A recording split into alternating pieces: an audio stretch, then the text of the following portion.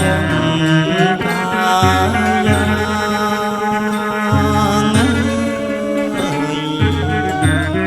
តារារយពាន់ចំរួងចន្ទនា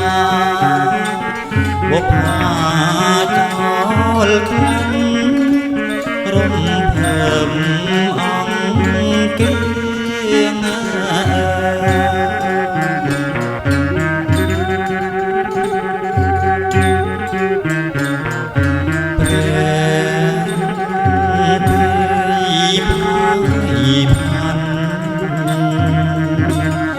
ប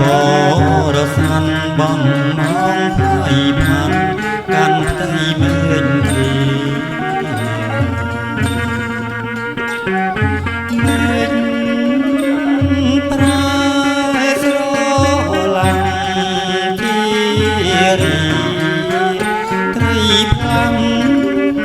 ដាំសាប់សន្តិ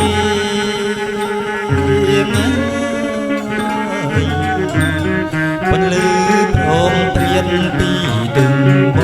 បេសំបែងពីងរីបានជុំបានជ័យលោកអាចារ្យអើយយាងមកប្រងព្រំសេងរីអើ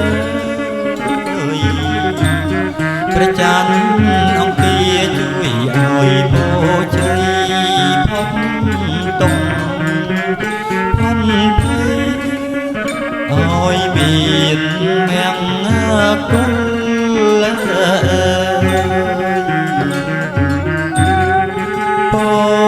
ប្រាំប្រ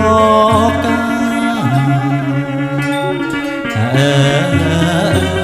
យបូជ័យទេវតា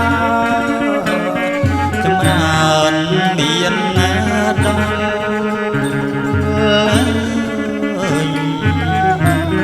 សន្តានញាតិមិត្តប្រុងស្រីរៀងរាល់សុខសា